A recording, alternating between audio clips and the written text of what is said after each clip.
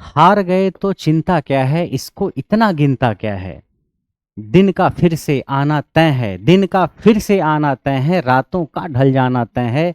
हार गए तो चिंता क्या है, इसको इतना गिनता क्या है। दोस्तों, आरआरबी एलपी का रिजल्ट आया है और सुबह से ही बच्चों का मैसेज आ रहा है कि सर मैंने आपसे ट्रेड पढ़ी थी या बेसिक साइंस पढ़ा था और एलपी में सिलेक्शन हो गया।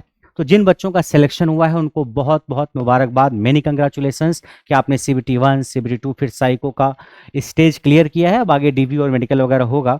तो आपने एक तरीके से जो तीनों मेन हर्डल्स हैं उसको क्रॉस किया है। तो आपको एक नए और सुनहरे भविष्य के लिए बहुत बहुत शुभकामनाएं। लेकिन कुछ ऐसे भी बच्चे हैं जो गुमसुदा से चुपचाप से बैठे हैं, न कोई मैसेज कर रहे हैं, न किसी से ज़्यादा बात करना चाह रहे हैं कि सर हमारे भी नंबर तो ठीक थे लेकिन क्या हो गया कि हमारा सिलेक्शन नहीं हो पाया।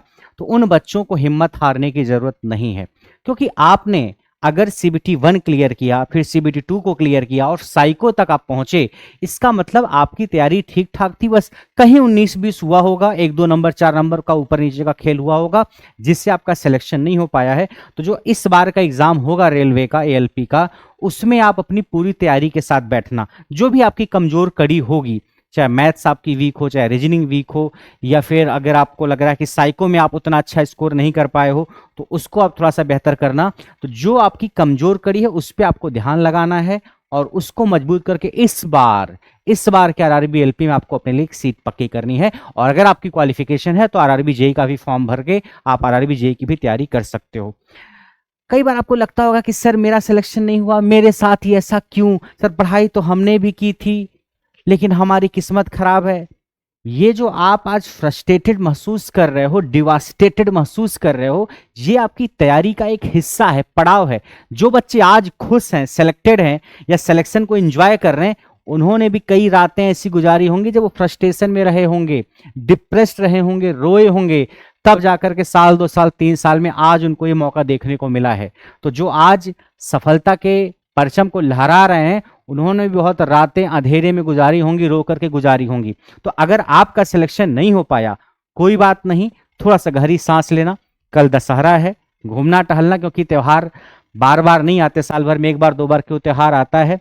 तो आप इसको अच्छे से सेलिब्रेट करना और 1-2 दिन बाद फिर आप दोबारा तैयारी में जुट जाना जो आपकी कमजोर चीजें हैं।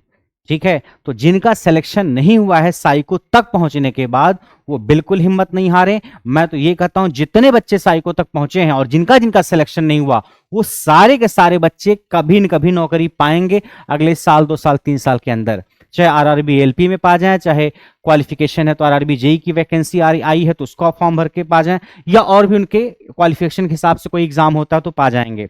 उसमें से सारे के सारे बच्चे, हिम्मत आप अगर नहीं हारोगे, हौसला नहीं छोड़ोगे, तो आपका सिलेक्शन होगा जरूर।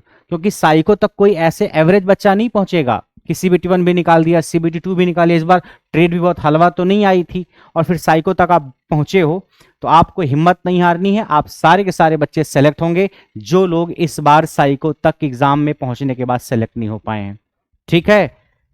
तो दिल छोटा मत करो, ये रास्ता है, ये रास्ता है जिस रास्ते में ऐसी अड़चनें आती हैं जो दिल में ऐसा लगता है सुई चुभो देती हैं, सांसें रोक देती हैं, बेचैन रातें होती हैं, आंखों से आंसू टपकाती हैं। यही रातें आपकी यात्रा को यादगार बनाएंगे जब आज के 6 महीने 8 महीने 1 साल बाद आप उस सफलता के मुकाम पे पहुंचोगे तो। और जिन बच्चों का सिलेक्शन हो गया है, दे आर इंजॉइंग, वो मस्त हैं, उनको दशहरा कल है, सेलिब्रेट करना चाहिए और अपनी आगे आने वाली जिंदगी की तैयारी करनी चाहिए। और जिनका सिलेक्शन नहीं हुआ वो बिल्कुल भी हिम्मत नहीं हारेंगे। ठीक है। हिम्मत नहीं हारोगे।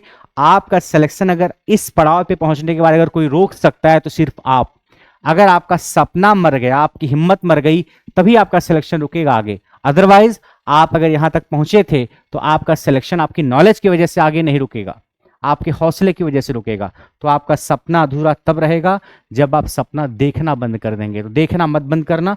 1-2 दिन उदासी रहेगी, कोई बात नहीं, उसको महसूस करना, उसको झेलना, फिर गहरी सांस लेकर के फिर से तैयारी स्टार्ट कर देना। ठीक है। बाकी जिन लोगों का सिलेक्शन हुआ है वो एंजॉय करें, मेरी तरफ से मेनी कंग्रेचुलेशंस। हमने बहुत सारी मेहनत की थी ट्रेड पढ़ाने के लिए, आपको बेसिक साइंस और इंजीनियरिंग पढ़ाने के लिए मेहनत की थी, साइको के लिए मेहनत की थी, और आप में से बहुत सारे बच्चे सेलेक्ट हुए हैं। आप सभी को बहुत बहुत मुबारकबाद, मेनी कंग्रेचुलेशंस। बाकी मिलते हैं नेक्स्ट सेशन में, तब तक के लिए नमस्कार। और कल दशहरा है, आप सभी लोगों को दशहरा की अग्रिम शुभकामनाएं। Thank you so much.